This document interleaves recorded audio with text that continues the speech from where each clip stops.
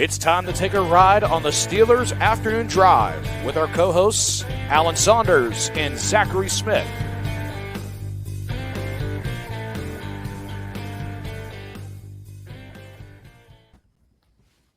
Welcome into another episode of Steelers Afternoon Drive. I'm Zachary Smith. That's Alan Saunders. We got a special guest with us today. Spencer, you got to tell me if I'm 1 for 1 with our guests in terms of saying their last names correctly. Is it Holbrook or Holbrook? Holbrook. Okay. You can't call yourself 1 for 1 if you say both ways to pronounce it. That's not how that works. That's why I did it. That's why I did it. Spencer, I can't thank you enough for joining us today. Spencer, why don't you tell the people, maybe the reason that you're on here, what you do, and then we're going to dive into some conversation about the person that we're bringing you on here to talk about. Yeah, so I've covered Ohio State football since 2019. Got to know CJ Stroud quite a bit during his time at Ohio State, kind of, who he is as a person and as a football player. He's one of the best players I've ever seen come through Ohio State, and that includes like the Chase Youngs, the Jeff Okudas, who obviously NFL careers notwithstanding, even like Paris Johnson, DeJuan Jones, guys that you're seeing pop up in the NFL now. CJ is by far and away the best, and that also includes Garrett Wilson and Chris Olave. So there's been a lot of guys, and I think CJ stands out. So it's going to be a lot of fun to kind of rehash a little bit about him and talk about him, because I haven't gotten to talk about him since March. So Spencer and I met at the Combine this year through a mutual friend, Alex Kirshner, and found out that he covers Ohio State and is a Steelers fan. So we kind of got some good synergy here for the podcast. We'll talk a little CJ Stroud because he's a Steelers opponent this week. And then I think Spencer's just going to hang out and talk Steelers with us. It should be fun. Well, first things first, Spencer, that intro song that we just came in with. Oh, yeah. What did you think about it? I like it. It's good. Yeah, well, the vibe that we tell people, it's got a renegade-y vibe to it. Obviously, the old school van as well coming in on the intro video. Well, the people need to hear this. 62 subscribers on YouTube away from being able to hear that full version of that song. We're not releasing it on here until we get to 10,000 subscribers.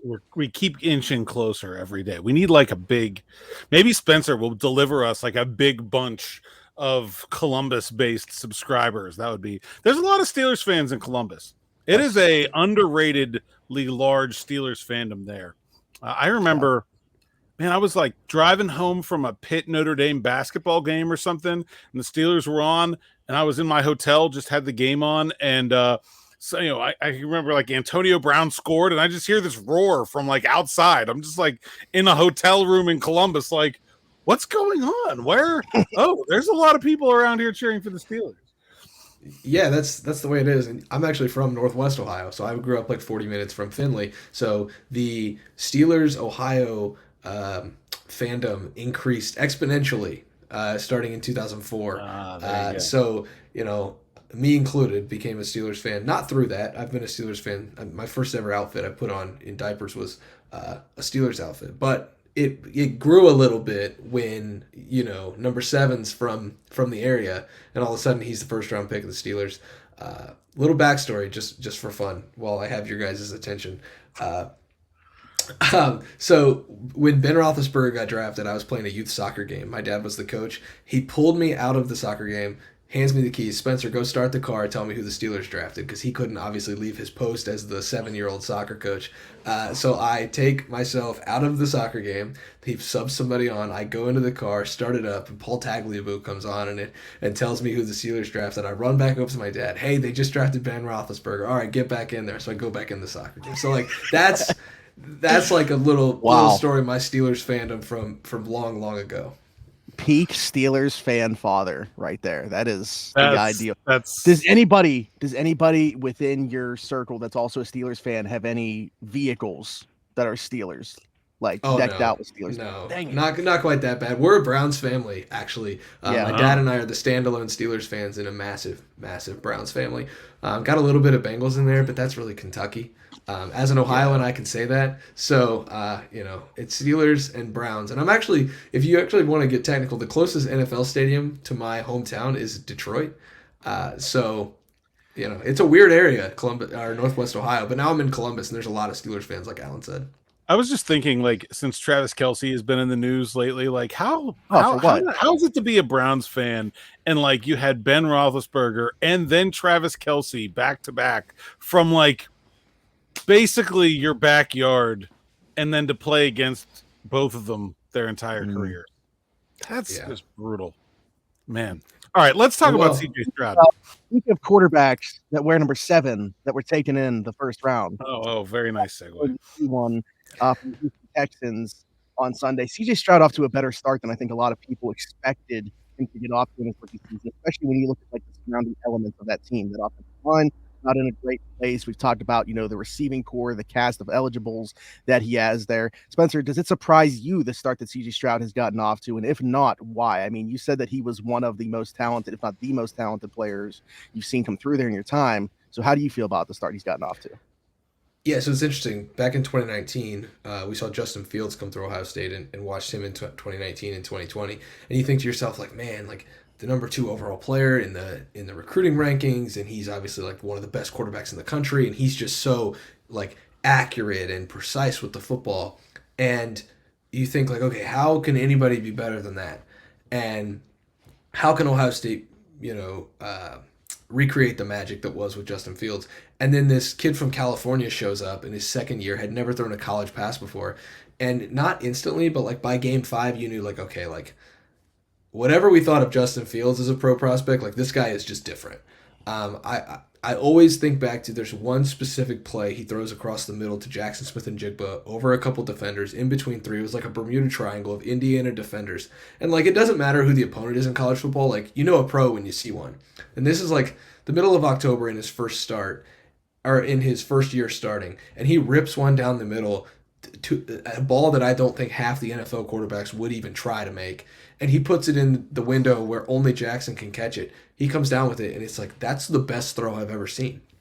And to this day, it's still the best throw I've ever seen in person. And that's when I knew, like, okay, like, Ohio State has something ridiculous here. And that's what he was. And so, like, to an extent, it doesn't surprise me because you saw the NFL arm, you saw the NFL accuracy, you saw just his ability to process defenses. This is not a guy who ever was knocked as being the one-read Ohio State quarterbacks. Like, you hear that trope a lot. You heard it with Dwayne Haskins and you heard it with Justin Fields. I don't think you heard it near as much with CJ Stroud because everybody understood, like, okay, like, this is not a typical Ohio State quarterback, and just because he had good wide receivers doesn't make him, just an Ohio State quarterback who's not going to do anything. Like, his ball placement is special. And so to see some of these throws that he's making in the NFL already doesn't surprise me at all. But the processing and the speed of the game, that's what might surprise me a little bit, just because it took him a few games to get acclimated to the processing and the speed of college football. So I figured at least it would take 3 or 4 games. But to see him go out and be Rookie of the Month right away, like, that's an award I usually reserve for running backs and wide receivers, just because they're, on the receiving end of the football, they're not having to process as much as a quarterback is. So for him to do it already, it's just, I'm blown away. Yeah, I think, to me, I was not surprised that he's having success. I thought he should have been the first player taken in this draft. I thought he was that good of a pro prospect, especially compared to the other players at the top. So I'm not surprised to see him have success.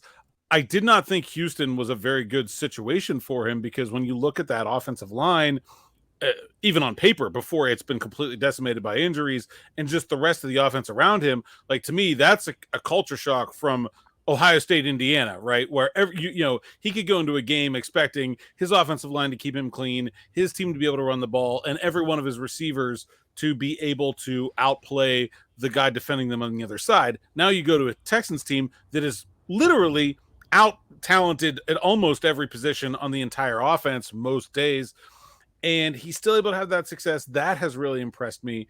And something else happened in there. So obviously I don't have your experience with CJ Stroud, but I did get to meet him one time at the Heisman Trophy ceremony in January of 2022.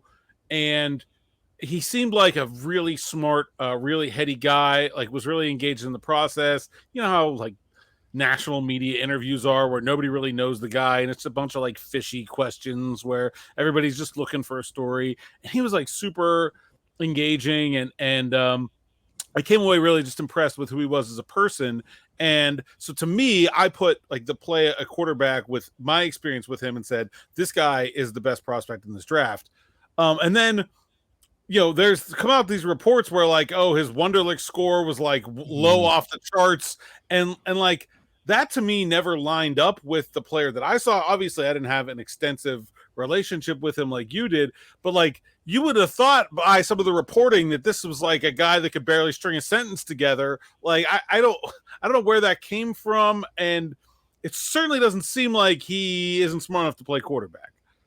Yeah, it's like test taking is not for everyone, and I think he's exhibit A, B, C, and D. Like you don't have to have those test scores to be a really good quarterback, and you don't have to have those test scores to be a good leader. And I think that's where CJ really excelled. Is like by the end of his Ohio State career, like he was the unquestioned leader in an entire locker room full of guys who were probably going to go play in the NFL.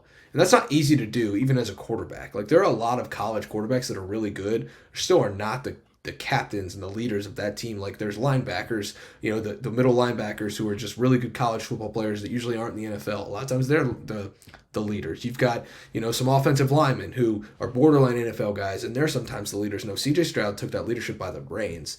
And I can remember meeting him during camp season in like 2021 and 2022, and getting to know him a little bit. But by the end of his career, little anecdote just to tell you kind of who he is. We're at the combine. He's surrounded by like 10 people from NFL Films and the NFL Network and just like people, guiding him around interview by interview. And I'm just walking through the hall at the Indianapolis Convention Center. He sees me out of the corner of his eye. He stops all the people around him. He goes, "Hey, stop." He comes over. He's like, "Hey, Spence, how you doing, man?" And daps me up, gives me, the high five and stuff, and like just asked me like how my day was going. Like that's who CJ Stroud is. And so like it's very reasonable to think that he walked into an NFL locker room and immediately just connected. And you couple that with a guy who's a player's coach like DeMeco Ryans. Steelers fans know just what it's like to have a defensive guy who's a player's coach at the head of everything. And like I think there's a little bit of Mike Tomlin in DeMeco Ryans. So I think you couple DeMeco Ryans with the personality and the gravitas, to use a big word, of CJ Stroud, and I think you've got something that the Texans can kind of cook with here moving forward, because I think that's the kind of player he is. I'm not going to say like he's going to change a franchise like Joe Burrow changed the Bengals. Like that's very difficult, and you have to have 1 to 53 and beyond on board 100% with that person in particular. And Joe's got a little bit of a connection because he's from Ohio and he understands like Cincinnati, and CJ maybe will get there with Houston, but I do think like all of those factors can lead to like some really good things for him, even in a situation that's less than ideal for him right off the bat in his rookie year. Yeah, we were talking to Kurt Heinisch yesterday, local kid here from Baldwin, went to Central Catholic, played at Notre Dame, starting at defensive tackle for the Texans now. And he said, from day one, that guy came in and he was a leader. And, he's like, every guy in that locker room will do whatever it takes for that guy, because he's been that guy for us. And that was kind of unprompted statement too. It's not like he was led there. And so I think there's a lot to that. I do think, however, this week presents a very challenging matchup, probably the most challenging matchup that CJ has faced, in that he's lost yet another offensive lineman. Somehow they keep replacing them. I don't know where they're getting them from, but they've lost about 7 or 8 now. And obviously the quality of the defense, I think, is going up a good bit. In your time covering them, I know, like I said, like Ohio State doesn't exactly get bullied around very often, but how did you see CJ respond to pressure?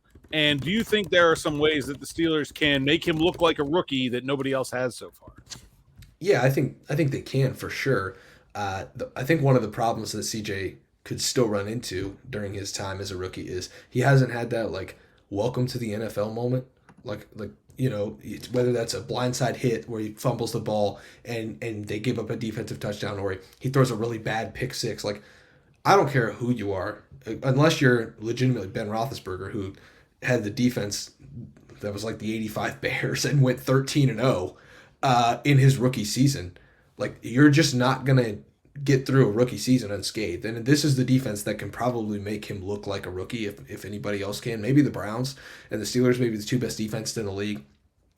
with the 49ers. But like there are very few defenses that I think will truly be able to toy with him and make him look like a rookie. And then you couple that with the fact that, he's got, offensive line issues like crazy. I will point out though, like CJ's not immune to playing defenses that are going to get after him. Like he had 394 yards in a loss to Michigan in the snow in 2021, and they sacked him I think 5 times. Aiden Hutchinson and David Ojabo, who are both pros in their own right, got after him big time. You look at a game against Oregon where that defensive front got a hold of him big time. In his second career start, he threw 484 and a couple of touchdowns. Then you go to the Georgia game where, their offensive line, Ohio State's offensive line was really good. Paris Johnson, DeJuan Jones, Luke Whippler, who's now in the NFL, 2 guys at the guards who are going to be in the NFL, and Georgia destroyed that offensive line, and CJ still threw for 348 and had the ball in his hands with a chance to win at the end, missed field goal. So like he's not immune to facing like big time pressure from big time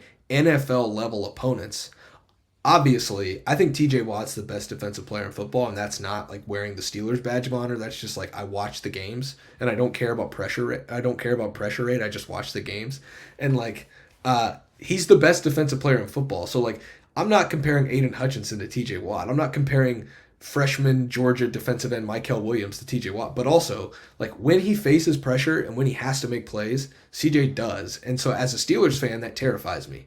It's like, oh, you've got the 2 best defensive ends maybe in the game right now, and they have a really inexperienced offensive line. But also, they have CJ Stroud, and I've seen him work some magic before. I'm not saying he's going to throw for 480 against the Steelers, but also like there's going to be times where he's going to escape pressure, and you're going to be like, wait, isn't he a rookie? I don't think they have the receivers for him to throw 480. I think that's probably the biggest. Even though the offensive line is like a gaping hole, like I like Marvin Mims, but there's just not, Tank Dell, but there's just not that much there in terms of their receiving talent. What do you got, Smitty? I was going to bring up an aspect of his game that, speaking of Ohio State quarterbacks, like other guys in the past that have used their legs a lot more than maybe he did in college. And everybody was wondering, is that actually a product of who he is as a player, or was that part of like Ryan Day dialing back him wanting to run? Looking at Sunday's matchup, if he is, forced to escape the pocket, maybe be a little bit more mobile, what is your thought on that in terms of his ability to use his legs? Is it something that you think just like is in a strong suit of his, or was that a Ryan Day thing? I think that it can be a strong suit. Obviously, they didn't want him running that much at Ohio State, and he didn't really have to when you've got 2 now starters in the NFL at tackle with DeJuan and Paris, when you've got a guy who made the Browns 53, even though he wasn't drafted, and Luke Whippler. I think the Steelers would be wise to make sure that they keep him in the pocket and not let him get outside because he's accurate on the run. We've seen it in the NFL already. You go look at some highlights from the first 3 weeks. He's pretty accurate on the run, and that's one of the things that defines him the most is like just because you get to him doesn't mean you're going to get to him. And he's mobile enough. I don't think, again, he's not Justin Fields if I'm going to keep using the Ohio State quarterback thing. Like right. if you get an ad for Justin Fields and don't get him on the ground, he's going 60 yards for a touchdown. If you get after CJ Stroud, he's going to scramble out of the pocket and find a receiver. Now, the receivers aren't great, like Alan said, but Nico Collins, Tank Dell, like I think they're good enough in 7-second situations to find at least some sort of space. So all that being said, like I don't think his mobility is like something he's going to champion as like one of his strong suits, but I also don't think he's a statue in there. And I think that's what makes him a little more dangerous is like the fact that he can get outside the pocket, and when he's outside of structure, he's good enough. Yeah. One last thing that I wanted to mention on CJ Stroud here, just looking at what he has done through the first 3 weeks so far. He's joined Cam Newton and Justin Herbert as the only players in NFL history to have at least 900 passing yards in their first 3 games. Yeah, that's a crazy stat. Like I would not have believed that. Because like Cam was good. I think Justin Herbert's the best quarterback in the league, like just as a passer. Like I think Mahomes is terrific, but like some of the throws Justin Herbert makes, I'm like nobody else on the planet can make that throw. And so CJ being able to do that, that's impressive, man. Like and to pick up the speed of the game like that, I think is just super impressive. I mean, he's doing it with much less talent than Herbert had in his rookie year. We've kind of already taken a shot at PFF, but I did think regarding Justin Herbert, he was credited for one big time throw in that game last Sunday. I watched that game back, and there was like 3 in the fourth quarter. Yeah, he's, in my opinion. Man, he had like one where special. he rolled out to the left, went back across his body, and just threw it like 40 yards in a bucket.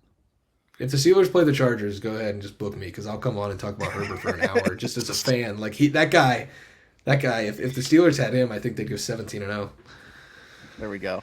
All right, let's switch gears here a little bit to the Steelers. As we always do about this time, because Wednesday's a little bit tougher with the injury report stuff, because you're going to have some vet days off. Guys that are dealing with anything are going to be limited. But today, James Daniels not practicing for a second straight day. Presley Harvin also same thing, and then Darnell Washington popped up with a little bit of a knee thing. But same thing last week. He popped up with a knee that ended up playing. So I don't know if that's something that we're just going to see maybe in the middle of the week. Darnell not practice, but Alan, what do we think about those ones? Yeah, I think maybe this is. I mean, it was talked about at the draft that there was knee problems with Darnell Washington. That's why a lot of teams soured on him. I think this is probably something that we're going to see recurring. I would still expect him to play on Sunday unless he doesn't practice tomorrow for some reason. James Daniels and Presley Harvin more concerning. They signed Brad Wing. Obviously, they're taking Harvin's absence seriously. And I mean, they're getting Wing ready to go. So, I mean, I think that there's a real possibility that Presley Harvin misses this game. Kicking leg hamstring is a very difficult injury for a punter to overcome.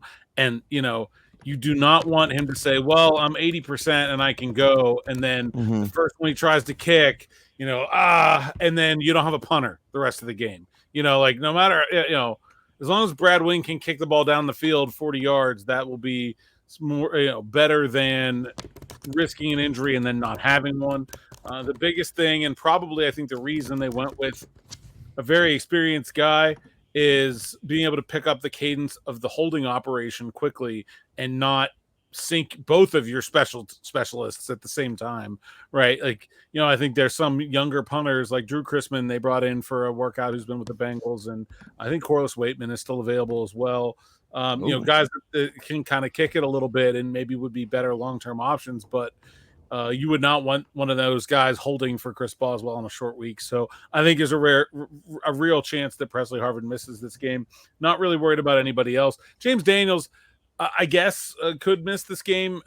It's weird because, he finished the game. Usually guys that finish the game don't miss the next one, but missed 2 straight practices. You got to figure he's got to get on the field tomorrow if he's going to play. And obviously Nate Herbig is the guy to play. If he doesn't, I'll be honest, I don't think Daniels has been very good this year compared to my expectations for him. So, like, seeing Herbig is not the end of the world to me anyway. I don't expect whether he plays or not that to be some kind of catastrophe. Herbig is one of the most talented backups the Steelers have. So I think injury report wise, like, fairly copacetic, but it's a couple things to keep an eye on. Do we think we need to have limited Larry and join that with day-to-day Darnell, or limited Larry was also limited today? I didn't even mention him just because it's like not even worth mentioning. Larry Ogunjobi, our work-life balance king, was limited in practice again today and will definitely play on Sunday. I don't know what else to say. He was been so good, so there's nothing like. Did he get this worked into his contract, or like how much power does this guy have in the organization? I feel bad because like I'm kind of making fun of it, and the guy's hurt, and I'm sure he would like to be playing.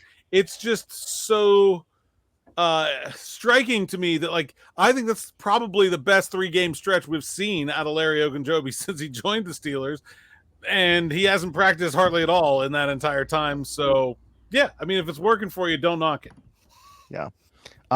Coordinator spoke today. You mentioned some conversation you had with TA, and then I'm excited to get Spencer's fan perspective on this stuff as well.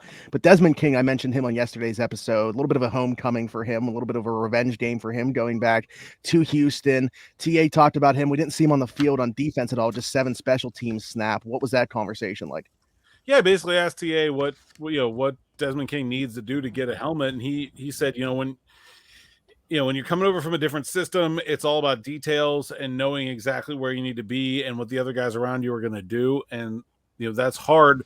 Game weeks, moving parts. If you looked at the secondary, like Minkah Fitzpatrick's role has drastically changed in each of the first 3 weeks, which means he's been trying to assimilate different parts of a defense. And what the Steelers are doing on defense is very different than what the Texans did last year, which is a very good thing because what the Texans did last year was like an actual crime It's the worst defensive scheme I've seen in a really long time. So very good thing that they were not doing that, but also not all that similar to what D'Amico Ryans was putting in for this year. So if you're Desmond King, you spent the last 2 years in one scheme, then you spent all this offseason trying to learn a different one, and now you've had 3 weeks to try to learn a third one that's completely different than either of the other two. So I think it makes sense that he's taken some time to get going.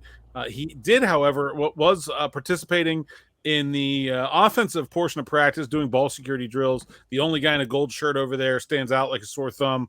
So I would expect that he's going to remain the kickoff returner. He did that last week and didn't actually get to return one, but Gunnar Olszewski is cleared from the concussion protocol, has been fully participating in practice. But I don't know. Maybe we'll still see Desmond King with a helmet and returning kickoffs at the very least. I'm not sure, given TA's answer, that we're in line for some kind of much bigger role on the defense right away. But if he's going to play, it wouldn't entirely surprise me if they use him a little bit. The 2022 Texans were the Tampa 2 Kings of the NFL. That's the way that I came away from that thinking after watching Desmond King there. Spencer, when the Steelers signed Desmond King, I don't know how you felt as a fan, but I was pretty excited to get a guy with like his track record onto the team, and I thought maybe he would be the missing piece for that slot. Where are you at with him? Are you a little bit surprised that we haven't seen him take on more of a role to this point? Yeah, just because he's an experienced guy, and like at this point in the NFL, like if you're in the NFL, you know enough terminology, like all NFL coaching fraternity is especially on the defensive side. It seems like all of those guys know each other. They know what the terminology is. Like it's not super different. It's not really hard to go scheme to scheme. We see guys get traded all the time and then go right into a scheme. So like it did surprise me a little bit, but I also know that, and you guys can correct me if I'm wrong, like the Steelers like their guys to know exactly what they're doing at all times before they get in the lineup. Like they're not just going to throw guys out there. Like if you traded right now for the best safety in the league, I'm still not sure like how quickly, if you traded for him on Tuesday, I'm not sure. Well, they did that in 2019. Yeah, exactly. But hey, look, like Josh Dobbs started at quarterback like 6 days after getting traded. Exactly. Okay, so it's certainly possible. I just don't think the Steelers' other options are bad enough that they feel like they have to do that. I think that's the thing. That's the thing. Shannon Sullivan hasn't sunk the ship. Yeah, right. He's doing his job. And so there hasn't been a reason to do it. I think Desmond King could do it. If you asked him, I bet he would say he could play. In fact, I think he did say that he could play 2 weeks ago. He did. But I don't think the Steelers are feeling like they're in a need. And I remember Akella Witherspoon that first year that they traded for him right before the start of the regular season, and he was horrible in that first game he played. And then they benched him for like 6 weeks, and then he came back at the end of the year and he was great. It was like a completely different person. And so I think that's probably stuck in their head a little bit here. And I do think I tried to get TA to talk about this a little bit, and we kind of played some merry-go-round. I think there is a feeling with this Steelers defense that everything will be okay as long as they don't give up big plays. Because if you make other teams continually take long drives, eventually somebody's going to get home and they're going to get the ball. And so the worst thing you could do is have a missed assignment in the secondary, because that lets a big play happen that you can't recover from. Like if you give up a 10-yard completion because you're playing too soft coverage, but then you tackle the guy, well, then you're keeping your defense there to continue to have chances to make the play. They don't want the big mistake, and I think that's probably the reason that you haven't seen Desmond King. I think it's the reason we haven't seen more Joey Porter Jr. I think they're being very intentional about being cautious on defense. Smitty and I have talked to, like, I think the criticism against Levi Wallace has been a little bit unfair because it's a lot of soft zone coverage. He's not out there like, hey, can I please play 5 yards off the ball and just tackle the guy when he catches it? Like, he's doing the job that he's being asked to do for the most part. I mean, some of those catches come man to man, and Devontae Adams is a tough assignment, but I think a lot of it is they just want to make sure it stays in front of them, and they want that quarterback continuing to have to drop back and make 8, 10, 12, 15 play drives, because they think eventually TJ Watt's going to get home, Alex Highsmith's going to get home, Minka's going to get the ball, and then it's over. And I think that's the whole theory of their defense. I think that's why they're being fairly conservative with sort of how new they want to be in the secondary. Would you attribute that, and this is my turn to ask a question, I guess, would you attribute that also to why, like, you're not seeing, and again, correct me if I'm wrong, because I'm not crunching the tape like you guys are, but, like, is that why we're not seeing more of, like, Milk and Benton and guys like that Steelers fans like me are like, hey, let's see what these guys, if we can get a little bit more of these guys, like, you see them make a play and they pop, but then we're obviously not watching when they're not making a play. You know what I'm saying? Like, is there a little bit of truth to that as well up front, not just in the back end? I think with Benton, it's more about they really like honed in on nose tackle first for him. And like he spent almost all of his time working at nose tackle all training camp and preseason. They really wanted him to get that down. And there's just only so many nose tackle reps. Right. And so then it's like, well, we can play him other places, but we know he's not as prepared there. Like, do we want to put him in a bad position, or do we just want to play like Armin Watson, Montravius Adams, who have been really good? I think that's the other part of that conversation there. Yeah. I honestly think those guys are the reason that Loudermilk hasn't played, but I think they've been better. I think Adams and Watts have outplayed Loudermilk, and that's why we've seen his snaps go down. I actually think there's a good chance that he could be a scratch this week, that we'll see Braden Fehoko get a helmet instead and really move Adams to I think Montravius Adams has been compared to my expectations for him coming into the season, he's been one of the best players on the team. Like he's been awesome. And so I think that's probably more the reason there at defensive line, because you can't make that big bad mistake at nose tackle. You just can't. Like there's nowhere to first of all, there's not that much to learn about nose tackle. You're going to line up here on every play and you're going to hit that guy on every play. Like it doesn't really matter. I could figure it out in an afternoon. So I think that's probably just more about how they're dividing those roles up than the secondary, which I definitely think there is like an intentional cautiousness about. We will sacrifice a little bit to avoid any chance of giving up additional big plays against. And I mean, that's the whole. Alan, you mentioned Fehoko. I'm starting to think Braden Fehoko is just the friends we've made along the way, and he's never actually going to get a helmet on game days. Like, I think he's going to this week. If I'm wrong, well, then maybe he won't ever, because I mean, it's really actually not a very good nose tackle game. The Texans play like a lot of 4 wide receiver. We've talked it's going to be a big nickel game, I think, for them. And probably a lot of dime. I do think we will see a lot of Joey Porter Jr. in this game, because they play a lot of 4 receivers, more than any team the Steelers have seen so far. And so I do think we'll see a lot more Joey Porter. But, yeah, I mean, I don't know. I think he should have been playing. I don't quite understand that one. I want to ask you, you mentioned before we started recording a name that I didn't even think about bringing up yesterday when we recorded, but Mark Robinson playing 4 snaps on defense kind of took me by surprise. Like I didn't expect to see him really on defense, like unless there was an injury at all. What did you talk to TA about Mark Robinson? Like, are they pleased with where he's at in terms of his development right now? And can we maybe expect to see more snaps? Yeah, I think so. He basically said, like, hey, he just earned them. Like, he was doing such a good job on special teams and such a good job in practice that we felt like we had to get him in there. And Landon Roberts came into that game, had a stinger, and so he wasn't 100%. His reps were down pretty significantly compared to where they were the first 2 weeks. So you have a guy who's a little beat up, get an opportunity to give him a series off and get Mark Robb some run.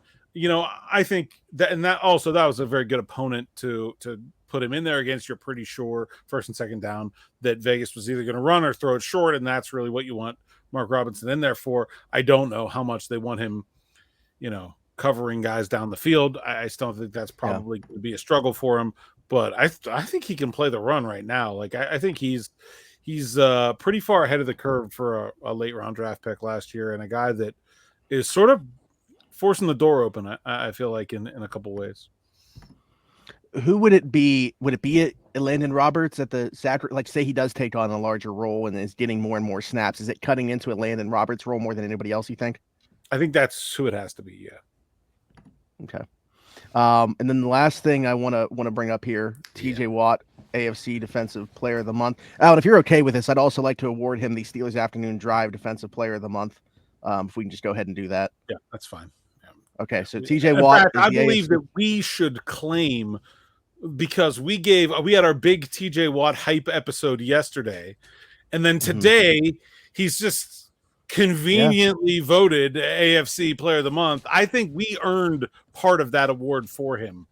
We got him the hype. We were talking yesterday about how no one was talking about TJ Watt, and now in the last 24 hours, that happened. There was a USA Today survey of odds makers in Las Vegas that named him the player on defense that changes his team's odds the most. D'Amico Ryans said unbelievably glowing things about him. Like, it's just we started it all. We're ahead of the curve, as always.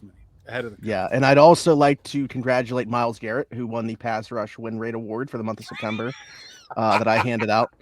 So that was via Zachary Smith. The most Dan Moore's beaten without a sack. Is that how that goes? That is that's actually the criteria. Can I I don't want to push back on TJ Watt. He's the best defensive player in football. I have a weird little take about it though. Like, okay, I don't know. Maybe I think Alex Highsmith was the Steelers defensive player of the month because they don't beat the Browns without him. It's because I mean he had the one single most impactful play, I think, and probably the two most impactful plays, the strip sack and the pick six. It's an interesting take. I think TJ's stat line is overwhelming when you break it all down, and it's you can't really help it. 12 quarterback hits and 2 forced fumbles and 2 fumble recoveries and a partridge in a pear tree. I think it's a good point by Spencer though, because this is where we'll leave the conversation for the day. This will be the last thing we bring up, but the other thing that you mentioned with Terrell Austin was talking about Alex Highsmith. Like, okay, he might not be getting all the accolades of TJ, but he's playing just as well right now. He's playing just as well, and he's played far better competition. I mean, he got Jedrick Wills while TJ was feasting on poor DeJuan Jones, who I really like as a prospect, but that is just the least fair possible guy to face on your first NFL start. He got Trent Williams, right? I mean, while TJ played Colton McKivitz, another guy I like, but not the same, right? And so I think the fact that also like Alex has been pretty good and he's been playing much, much better competition on a week in, week out basis. I also saw him very highly regarded in his run defense. I think that is something that has significantly improved. When he was a rookie, like, he's a bigger dude. I thought that he looked like he could be a good run defender, but he was not that his rookie season. He really struggled against the run. And I think he's gotten so much better in that area where now he's really a very well-rounded player. And he's playing really well too. Like, it's not a one-man show over there. Yeah, absolutely. No, Go ahead, Spencer. the thing that impresses me the most is like the pick six was one thing, but then the strip sack, like Wills didn't even get a hand on him because he was so quick around the line. And like, as a Steelers fan, we're staring at I don't like using that, just full disclosure, but like, you're staring at 1-2 with only a win over the lowly Raiders, and you're also staring at 1-2 with all bragging rights thrown out the window in a division that's not going to be easy to win games in. So like, if you look back on the season, like, well, that Browns win certainly does look important now. It's like, okay, who won the Browns game? Was it TJ Watt? Was it TJ Watt for sure with the scoop and score? Was it TJ Watt impacting games in ways that we can't even like fathom, the way that the internal clock speeds up when you've got number 90 on the other side of the line? Yes. But like, we're going to look at it and say like, okay, like Alex Highsmith won that game, and that's why the Steelers are, in the playoffs or instead of out of the playoffs, ahead of the Browns in the standings instead of out, keeping Mike Tomlin's streak of 500 or better alive. Like, that game right there and those two plays could be one of the moments where we look back on the Steelers season and be like, wow, those two plays were much more impactful than maybe we realized even in the moment. That's an awesome point, and I think that's a good place to end it. Spencer, thanks so much for coming on. I really appreciate it. Tell everybody where they can find your stuff at Lettermen Row and find you on social media. Yeah, so we cover Ohio State at lettermenrow.com. I know there's probably a lot of Penn State fans listening, so that game coming up, go check out Ohio State coverage at lettermenrow.com, and then you can find all my stuff at Spencer Holbrook on Twitter. Smitty just casually breaking out the Buckeyes flag there. Oh, did you guys see this? Oh, I thought we were done. I didn't realize we were still on camera. Yeah. I'm at @Saunders_PGH on Twitter and at PGH Steelers Now, SteelersNow.com. Subscribe to SN Plus. Use my promo code Allen10. Get 10% off. We love our subscribers. We're giving away stuff. We're giving away jersey here. I actually got a whole bunch of stuff lined up. Wait, I got a scarf. I got a hat. I got some beef jerky. I'm going on. I got some socks, I think. We got lots of, so when we get to 10K, we're just gonna blow off the entire day and like give stuff away, like that. Sounds good to me. Who's the jersey knot? We need to check off one. Oh, we need a jersey knot. The jersey knot is not Miles Killebrew. Okay, and I'll give another one here. I'll give another one here. It is not Miles Boykin. It is neither Miles. That Miles Killebrew's that one hurts. That one hurts. I was really hoping it was Killebrew. All right. Well, again, Spencer, we can't thank you enough for joining us. I'm Zachary Smith, PGH. You can find me everywhere. As Alan said, like, subscribe, hit that notification bell, the push to 10K so you guys can hear the full version of our intro song. I know you guys are chomping at the bit for it. Not as much as us, but chomping at the bit for it. So do all that. Leave us a 5-star review if you're listening somewhere else, and we will talk to you next time. Thanks for jumping in and taking another ride on the Steelers Afternoon Drive.